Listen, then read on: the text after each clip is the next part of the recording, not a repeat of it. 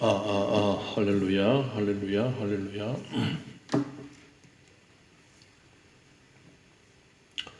할렐루야.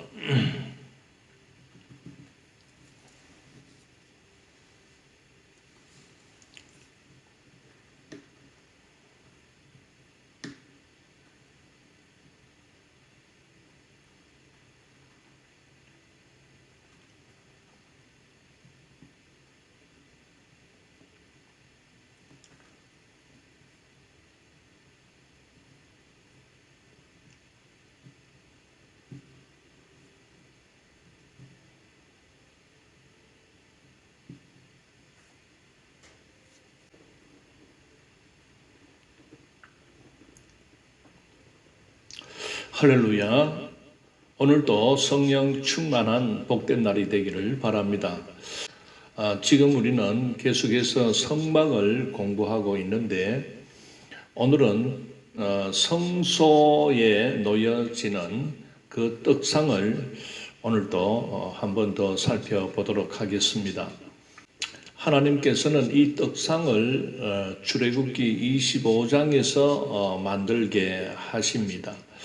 그리고 이 떡상의 중요한 용도는 그 떡을 진설하기 위하여 그렇게 떡상을 만들게 하셨고, 그리고 레위기 24장에 가면 그 떡을 만들 때에 그 떡을 어떻게 만들어라 하는 내용이 나옵니다.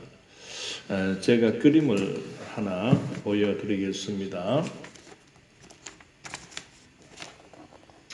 자, 그림 보시면은 그 위에 있는 그림이 바로 떡상을 모형으로 그렇게 만든 사진이 되겠습니다.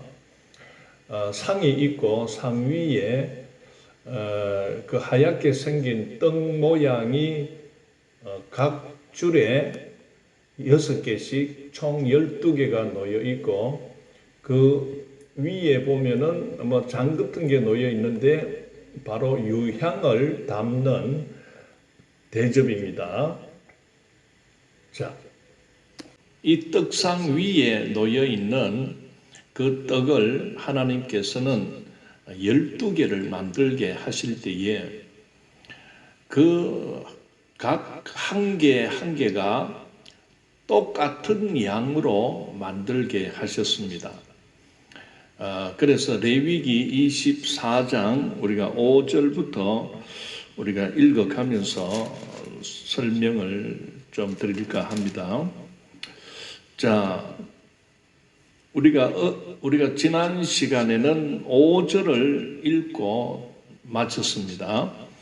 우리가 그 5절을 읽을 때에 떡을 만들기 위해서는 고운 가루를 준비해야 되고, 수량은 12개고, 그리고 각 덩이의 양은 그 10분의 2 에바로 그렇게 하라라고 이렇게 하나님께서 떡 만드는 것까지 그 크기와 무게에 대하여 양에 대하여도 철저하게 이렇게 가르쳐 주고 있습니다. 그런데 우리 한글로 번역된 성경에서는 주로 떡으로 이렇게 번역을 했는데, 이 영어를 가지고 영어 성경을 가지고 이렇게 번역하다 보니 이렇게 떡으로 많이 표기를 합니다.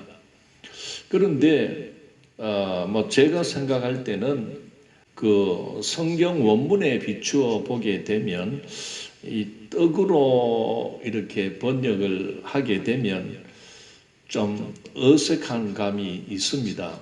왜 그러냐면은 분명히 레위기 24장 5절에 보면 너는 고운 가루를 가져다가 떡 12개를 굽되 했습니다. 구우라고 했습니다. 구우라는 말은 불에다가 구우라는 말이지요. 그런데 이제 우리 한글 성경으로 이렇게 번역을 할 때에 이 번역자들이 우리 한국 문화, 우리 한국의 이 음식 문화는 주로 쌀이 주식입니다. 그리고 우리나라 사람들은 이 떡을 좋아하니까 그 떡이 주로 쌀로 그렇게 만듭니다. 그 쌀로 만들다 보니까 이 쌀가루를 반죽해서 주로 이 떡은 찝니다. 그 물을 올려놓고 불을 떼면은 그 물의 수증기를 가지고 그 쪄내는 것입니다. 이게 떡입니다. 근데 성경은 고운 가루를 가져다가 떡 12개를 구우라고 합니다. 성경의 사람들도 주식이 밀이었습니다. 그러다 보니 이 밀을 가지고 이 가루를 내어서 이렇게 뭐 반죽을 하는데 삶는다든지 또 물로 찐다든지 이렇게 해가지고는 안 맞습니다. 이 밀가루는 굽어야 됩니다. 그래서 주로 빵을 만들어서 그렇게 주식으로 했던 것을 보게 되면 이 영어 성경은 이렇게 빵으로 번역이 되어 있습니다.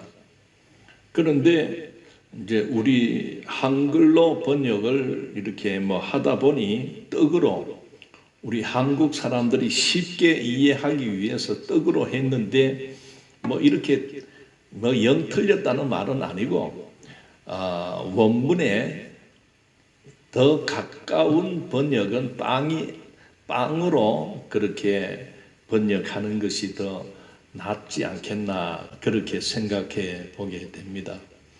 자, 어쨌든 우리는 떡으로 그렇게 이야기합시다. 그 양에 대해서 하나님께서는 각 덩이를 10분의 2 에바로 하라고 했습니다. 이 에바는 바로 양을 나타내는 단위인데 그 한 에바는 23리터입니다. 1에바가 23리터라면은 이 빵 하나를 만들기 위해서 사용되는 것은 10분의 2에바를 사용하라라고 했으니까 바로 4.6리터 정도가 되는 것입니다. 이 4.6리터의 양은 우리가 생수병 2리터짜리 생수병 2개에다가 0.5리터 작은 생수병 하나 그 정도의 그 무게와 그 정도의 양이 된다고 여기면 쉽겠습니다. 떡 12개를 굽어라 할 때 그 떡을 레헴 파님이라고 하죠. 여러분 레헴 이거 많이 들어봤죠? 어디에서 들어봤습니까? 예수님께서 태어나신 그 동네 이름이 바로 베들레헴. 베들레헴 할 때 그 레헴은 떡이라는 말입니다. 떡. 그러니까 떡집이다. 그 베들레헴이라는 뜻이 떡집이라는 뜻입니다. 이처럼 떡상 위에 올려지는 이 떡 12개는 바로 레헴 파님이라고 하는데 이 파님은 무슨 뜻이냐면은 얼굴들. 이 파님은 얼굴들이라는 뜻을 가지고 있습니다. 그래서 이 떡은 얼굴들의 떡 이 말입니다. 물론 또 얼굴들의 빵 이렇게 말을 할 수가 있죠. 그래서 이 떡 12개라는 것은 이스라엘 민족 12민족을 뜻하는 것입니다. 그래서 하나님께서는 떡을 한 개만 만들어 큰 떡 한 개만 만들어라 그런 말 하지 않고 10분의 2 에바가 되는 양으로 12개를 동일하게 똑같이 만들어서 이 진설상 위에다가 진설을 해라 그 말이죠. 자, 이제 6절 보겠습니다. 여호와 앞 순결한 상 위에 두 줄로 한 줄에 6씩 진설하고, 자, 순결한 상 위라고 하지요. 바로 이 떡상을 순결한 상이다, 이렇게 표현합니다. 왜 그렇습니까? 이 떡상을 만들 때 출애굽기 25장에서 나타나는 것은 조각목으로 만들어서 금으로 싸라고 했습니다. 순금으로 이렇게 입혔던 것입니다. 그러다 보니까 그 순금은 순수한 금으로 만든 상이다.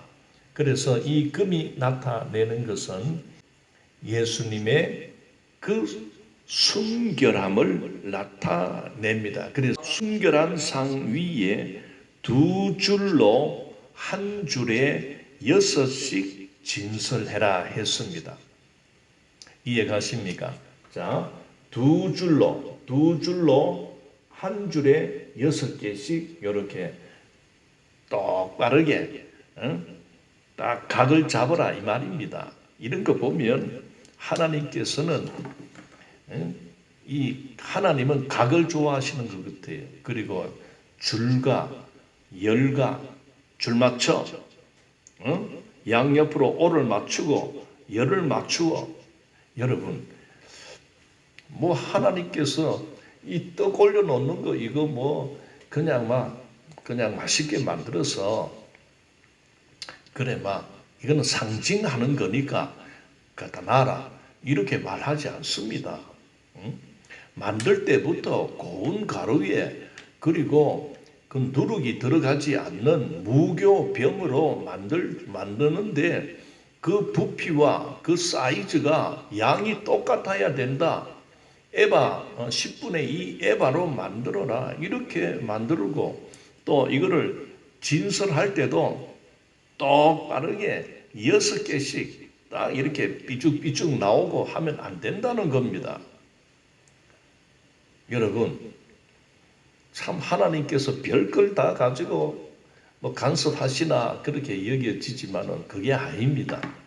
하나님은 질서의 하나님이라고 했습니다. 하나님이 가르쳐 주는 대로 정확하게 정직하게 그렇게 해야 되지, 그냥 자기 생각으로 자기 방법으로는 안 됩니다. 큰일 납니다. 바로 이 떡은 이스라엘 12족속을 의미한다면은 이쪽 한쪽 줄이 6족속, 또 한쪽 줄이 6족속이죠. 하나님께서 진설되는 그 떡에도 이렇게 6개씩 두 줄로 쌓으라고 하는 것은 바로 이스라엘 12족속을 항상 하나님 앞에 두어라는 뜻을 갖고 있습니다. 즉 이스라엘 백성, 이스라엘 민족은 하나님께서 택한 민족이고, 또 이 백성들은 하나님과 언약을 맺은 백성이기 때문에 항상 이스라엘 백성들은 하나님 앞에서 살아가야 된다 하는 그 뜻을 이 진설상을 통하여 나타내고 있다는 것을 보게 됩니다. 그래서 우리가 7절을 읽어보게 되면, 너는 또 정결한 유향을 그 각 줄 위에 두어. 자, 정결한 유향을 그 각 줄 위에 두어라. 자, 이 떡을 6개씩 쌓아놨는데 그 떡 위에다가 유향을 두어라고 합니다. 유향. 이 유향은 바로 여러분 보스웰리아 들어보셨습니까? 보스웰리아.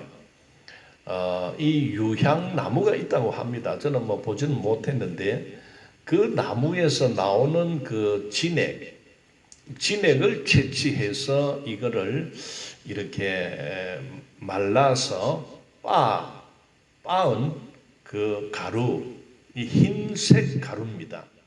그래서 이 유향이 아주 그 향이 참 좋다고 해요. 자, 이 떡을 진열할 때 꼭 빠뜨리지 말아야 할 것은 두 줄 위에, 그 떡 위에는 유향을 두어라 했습니다. 그리고 이 유향은 어디에 사용되는 건지 말씀이 나옵니다. 자, 정결한 유향을 각 줄 위에 두어 기념물로 여호와께 화제를 삼을 것이며 했습니다. 여기서 기념물로 하는 것은 하나님과 이스라엘 민족은 서로 언약된 관계이기 때문에 유향의 그 향기를 하나님이 받으면서 그 이스라엘을 기억하겠다, 너희 민족을 내가 기억하겠다 하는 뜻을 가지고 있습니다. 그래서 여호와께 화제로 삼을 것이며 했습니다. 이 말은 12개의 떡 위에 놓여 있는 이 유향을 진설할 때에 이 떡은 가만히 놔두고 유향을 분향단에 불사르라는 겁니다. 그래서 이 유향을 태우면 그 유향의 향기가 이렇게 올라가게 되는 것입니다. 이스라엘 12민족을 상징하는 이 떡을 불태우라 하지 않고 바로 유향을 태우면 내가 받겠다. 하나님께서 너희들을 기억하겠다. 너희들을 기억하겠다 하는 그런 뜻을 내포하고 있는 것입니다.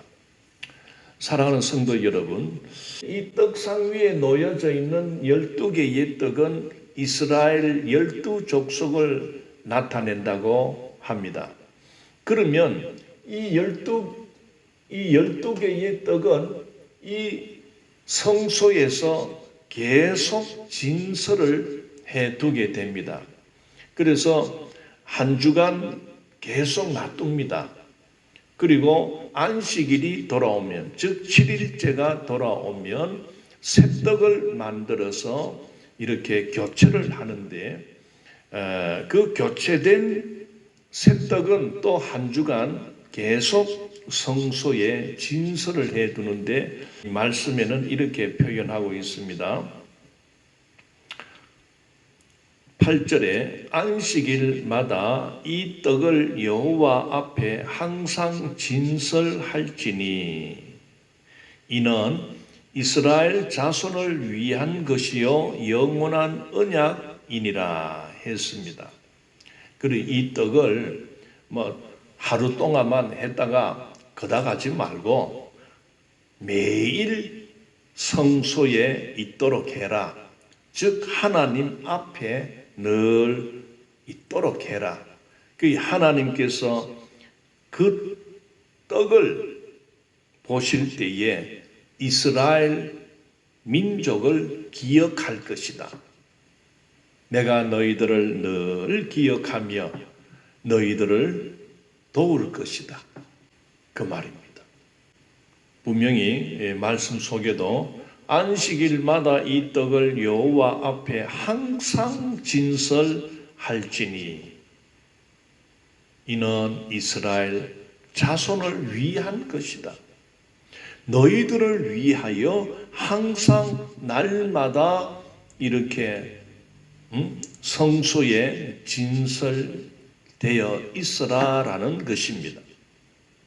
사랑하는 성도 여러분, 우리는 이 떡상 위에 놓여져 있는 12개의 떡은 그대로 진설되게 놔두고 대신에 유향을 불살라 화제로 삼으라고 하신 것을 보게 되면 떡상에서 나타나는 놀라운 영적 메시지는 바로 이 떡상에서도 대속의 은혜가 주어지고 있다는 것을 보게 됩니다.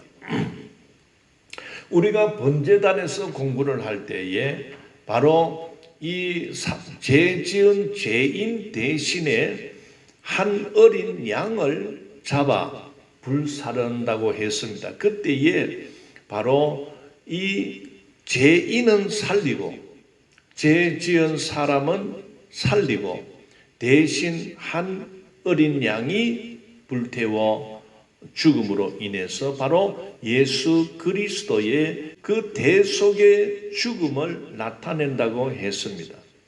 그렇다면 이 성소 안에 놓여지는 이 떡상 위에 12개의 떡은 곧 구원받은 제사함 받은 이스라엘 민족을 나타내는 것입니다. 이 성소 안에는 제사함을 받지 않고는 들어올 수가 없는 것 아닙니까? 그런데 이 떡 12개는 바로 이스라엘 민족을 나타낸다면은 바로 이 성소 안에 진설된 12개의 떡은 구원받은 백성을 나타내는 것입니다. 오늘 예수 안에서 제사함을 받고 구원함을 받은 오늘 성도된 교회를 나타내는 것입니다. 바로 이 떡은 하나님 앞에서 그 성소에서 날마다 계속 진설되어 있는 것입니다. 제사장들이 들어와서 한번 차려놓고는 또 나갈 때 그냥 훌 걷어 가는 게 아닙니다.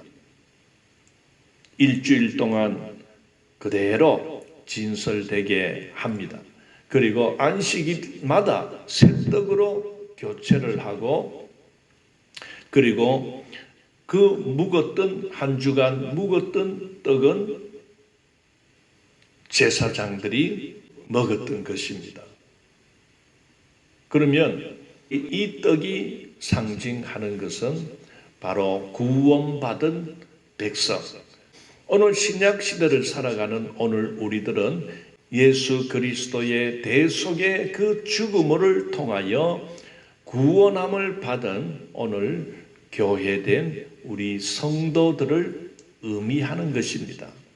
즉, 오늘 우리 성도들은 늘 하나님 앞에서 살아가야 된다 하는 것을 바로 나타내 주고 있는 것입니다.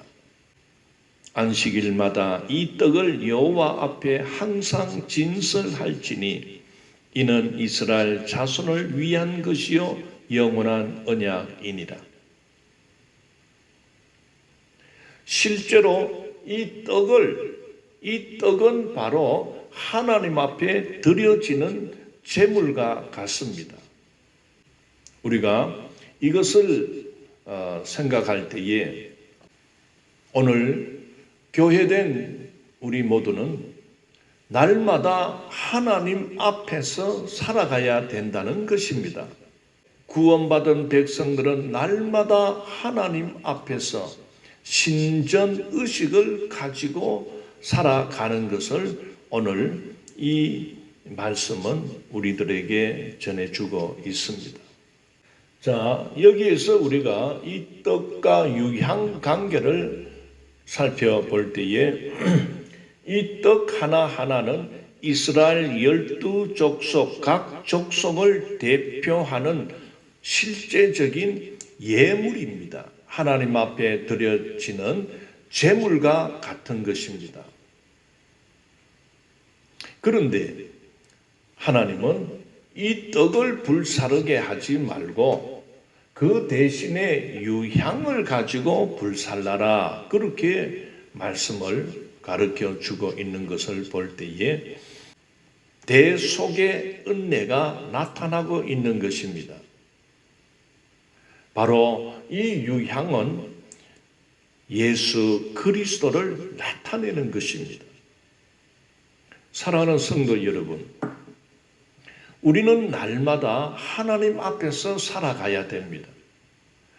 그리고 날마다 우리는 하나님 앞에서 우리는 예배 생활을 영위에 나가는 것입니다. 바로 그 예배가 무엇입니까? 우리는 날마다 하나님을 찬송하며 그리고 날마다 우리는 예수 그리스도의 이름으로 기도하는 것입니다. 이게 예배 생활입니다. 우리가 모여서 드리는 그 주일 예배만 예배가 아니라 흩어져서 우리가 살아가지만은 그러나 오늘 우리들은 늘 내가 살아가는 그 현장, 내가 서 있는 그곳, 내가 앉아 있는 그곳, 내가 생활하는 그곳이 바로 늘 하나님 앞에서 살아가는 마음으로 우리는 생활을 해 나가는 것입니다. 코람데오라는 말은 하나님 앞에서 장로교단 중에서 고신에 속한 교회들의 그 모토입니다. 늘 하나님 앞에서, 즉 이 성소 하나님 앞에서 늘 진설되어 있는 이 떡상에 놓여 있는 12개의 떡을 매일 늘 진설에 두어라 한 것처럼 우리는 늘 하나님 앞에서 살아가야 됩니다. 그 떡을 대신하여 유향을 불살라 올리듯이 바로 우리는 늘 예수 그리스도를 의지하고 예수 그리스도를 바라보며 예수님의 이름으로 기도하면 예수님께서는 늘 나의 이름으로 예수님의 이름으로 기도하라고 말씀하고 있는 것입니다. 요한복음 14장 13절에 너희가 내 이름으로 무엇을 구하든지 내가 행하리라 하는 말씀이 있습니다. 그래서 오늘 이 신약 시대를 살아가는 교회된 오늘 우리들은 늘 예수님의 이름으로 우리는 찬양하고 예수님의 이름으로 우리는 기도하는 것입니다. 우리가 늘 하나님 앞에 살면서 예수 이름 외에 다른 것을 붙들고 다른 이름을 부르며 하는 그런 행위가 있다면 그것은 올바르지 않습니다. 하나님 앞에서는 하나님이 인정한 이름이 있습니다. 그게 바로 예수 그리스도이십니다. 그래서 예수님의 이름으로 구하십시오. 예수님의 이름으로 찾으십시오. 예수님의 이름으로 살아가십시오. 바로 예수님은 구약에서 나타나듯이 여호와 니시가 되시는 겁니다. 여호와는 나의 깃발이듯이 오늘 신약 시대에 예수님은 우리들의 삶, 우리들의 전진, 우리들 앞에서 싸우시는 깃발 대신 그 예수 그리스도 여호와 니시의 그 하나님을 우리가 바라보고 의지하고 예수님을 따라가는 그 삶이 이것이 구원받은 백성으로서 우리가 날마다 그렇게 행하는 것입니다. 오늘은 여기에서 말씀을 마치겠습니다. 기도하겠습니다. 거룩하신 하나님 감사합니다. 오늘 우리가 살아갈 때에 날마다 하나님 앞에서 살아가는 그런 신전의식, 코람데오의 정신으로 살아가게 해 주옵소서. 감사를 드리옵고 예수님의 이름으로 기도드리옵나이다. 아멘. 감사합니다.